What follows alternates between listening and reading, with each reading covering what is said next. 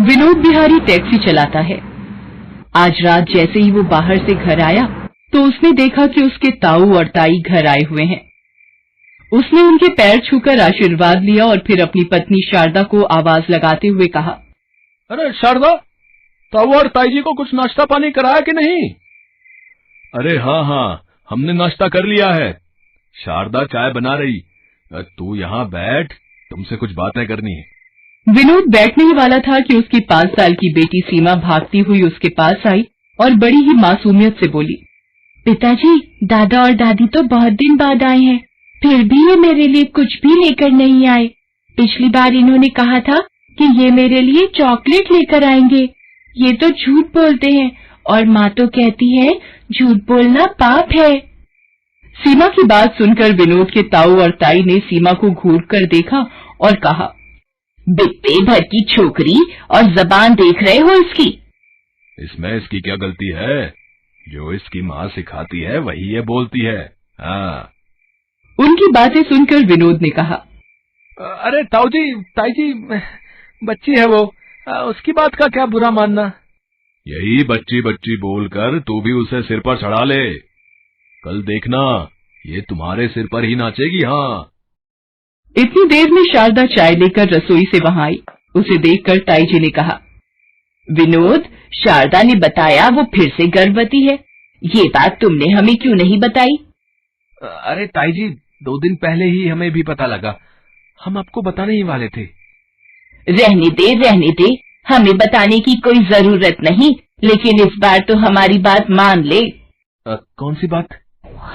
पिछली बार भी जब शारदा गर्भवती थी तो विनोद के ताऊ और ताई ने शारदा का टेस्ट कराने को कहा था, ताकि पहले ही पता चल जाए कि उसके गर्भ में क्या है। विनोद के ताऊ और ताई पुराने ख्यालों के थे, इसलिए वो एक लड़का चाहते थे, लेकिन शारदा और विनोद ने उनकी बात नहीं मानी।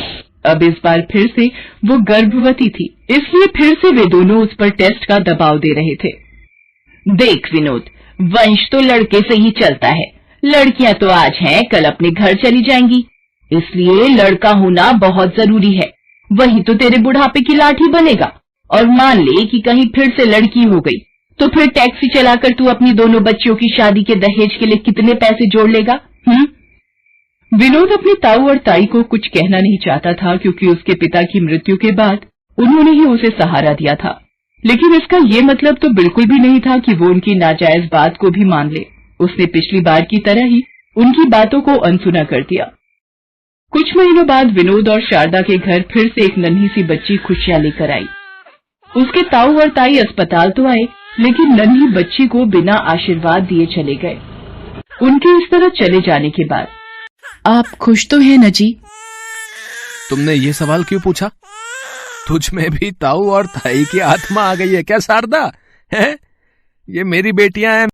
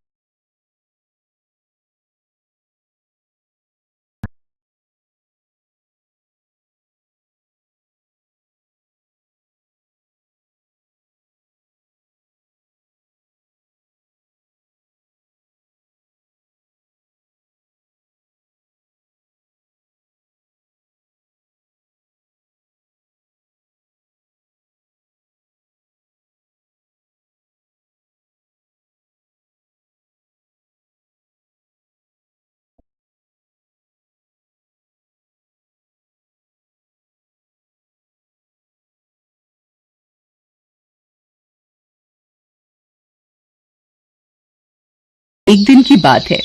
उस समय महेंद्र सिंह मैदान में नहीं आए थे। वो दोनों बहनें खुद से प्रैक्टिस कर रही थी। तभी वहां उन्हीं के मोहल्ले के कुछ लड़के जो उनकी ही उम्र के थे, वो आकर सीमा और तारा को तंग करने लगे। उनकी संख्या 10-11 के करीब थी। ए छोरी, देख चूल्हा चौका किया कर, ये सब तुम लोगों के बस का नहीं है, समझी ना। ये कहकर उनमें से एक लड़का सीमा के हाथ से मुद्गल छीनने लगा। उस लड़के की हरकत पर दोनों बहनों को बहुत गुस्सा आया।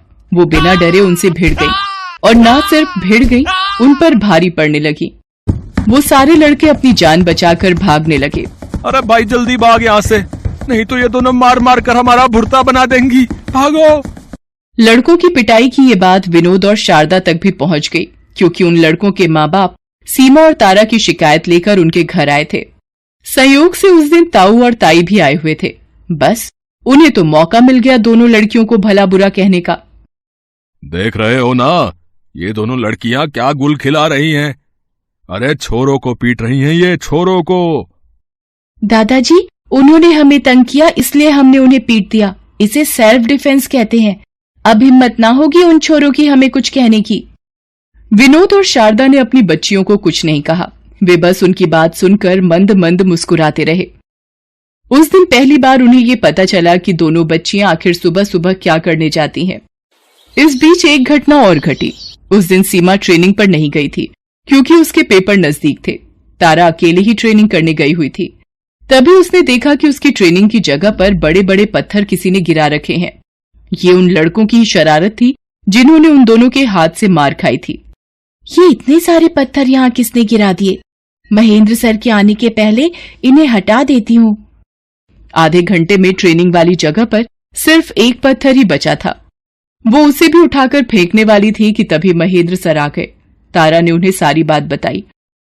उसकी बात सुनकर महेंद्र सर ने उसकी तारीफ करते हुए कहा, अरे तुझ में तो बड़ी ताकत है। अरे वेट लिफ्टिंग करेगी क्या? तारा को वेट लिफ्टिंग का पता नहीं था। महेंद्र सर ने अपने दोस्त क्रांतिवीर, जो नेशनल लेवल का वेट लिफ्टर था, उसे तारा को ट्रेनिंग की जिम्मेदारी सौंपी। क्रांतिवीर को पहले तारा की प्रतिभा पर संदेह था, लेकिन तारा ने बहुत जल्द ही उनका दिल जीत लिया। तारा भी धीरे धीरे वेट लिफ्टिंग में एक्सपर्ट हो गई। फिर तो क्या स्कूल क्या कॉलेज, सब जगह उन्होंने कई सारे मेडल्स जीते। विनोद बिहारी और शारदा ने भी अपनी बेटियों का खूब साथ दिया।